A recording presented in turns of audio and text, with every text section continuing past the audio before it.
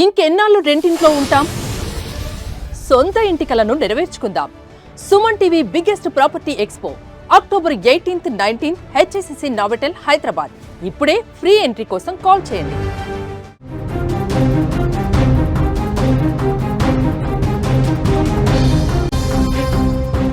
Breaking news చూసే ముందు big update చూద్దాం. హైదరాబాద్ మొత్తంలో ఉన్న బెస్ట్ ప్రాపర్టీస్ అన్నింటినీ ఒకే వేదికపైకి తీసుకొస్తోంది సుమన్ టీవీ. అక్టోబర్ 18, 19వ తేదీన హెచ్ఎస్సిసి నోవాటెల్లో జరిగే సుమన్ టీవీ ప్రాపర్టీ ఎక్స్పోలో best flats, villas, open plots, Deepavali offers and discounts తో అందుబాటులో ఉంటాయి. మీరు విజిట్ చేసి ప్రతి గంటకి ఒక గోల్డ్ కాయిన్ గెలుచుకునే ఛాన్స్ కూడా ఉంది. ఫ్యామిలీతో రండి, మీ డ్రీమ్ ప్రాపర్టీని సొంతం చేసుకోండి.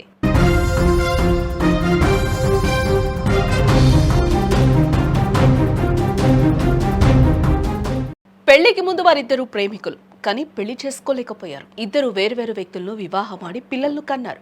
తమ జీవితంలోకి వచ్చిన భాగస్వాములను బాగా చూసుకొని పిల్లాపాపలతో సంతోషంగా ఉండాల్సిన వారు పాత ప్రేమను కంటిన్యూ చేశారు.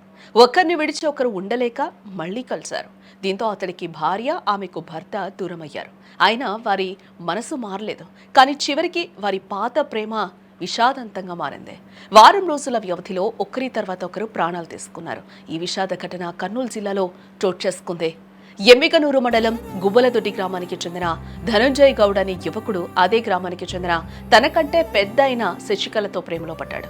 అయితే పెద్దలు అంగీకరించకపోవడంతో ఇద్దరు వేరే వారితో పెళ్లిళ్లు చేసుకుని జీవనం కొనసాగించారు.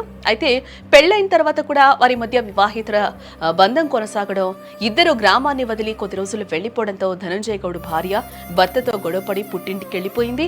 ఆ తర్వాత కూడా వీరిద్దరి మధ్య వివాహితర బంధం కొనసాగడమే కాకుండా ప్రియురాలు శశికళ, తన భర్త, ఇద్దరు పిల్లలను వదిలేసిన వైనం కూడా ఇక్కడ కనిపిస్తూ ఉంది. ఈ క్రమంలోనే శశికళ ధనంజయ్ గౌడ్ ను పెళ్లి చేసుకుని ఇంటికి తీసుకెళ్లాలని కోరింది. ప్రియుడు కాలయాపన చేస్తూ ఉండడంతో ఆదివారం ప్రియురాలు తానుంటున్న హాస్టల్లో మెడకు ఉరిని బిగించుకొని తాను ఆత్మహత్య చేసుకుంటున్నట్లు కూడా సెల్ఫీ ఫోటోను ధనంజయ్ గౌడ్ కు పంపించడం జరిగింది. దీనిపై తీవ్ర మనస్తాపానికి గురైన అతడు పురుగుల మందు తాగి బలవన్మరణానికి పాల్పడ్డాడు.